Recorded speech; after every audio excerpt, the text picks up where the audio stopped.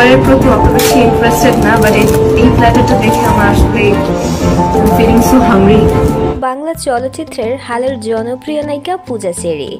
অন্য নায়িকাদের মতো ছবির প্রমোশন ছাড়া খুব একটা দেখা যায় না পূজা চেরিকে, তবে মাঝে মাঝেই শেয়ার করে থাকেন ফেসবুকে তার ব্যক্তিগত মুহূর্তগুলো। তেমনি আরও একটি সুন্দর মুহূর্ত শেয়ার করতে দেখা গেল পূজা চেরিকে।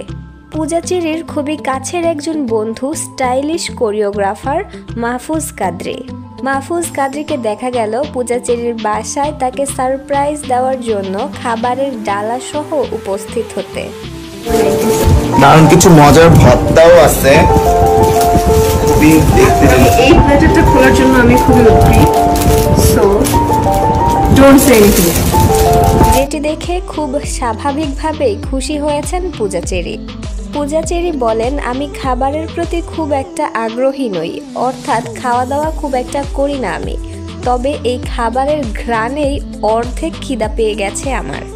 পূজা চেরিকে দেখলেই বোঝা যায় খাওয়া দাওয়া খুবই কম করেন তিনি।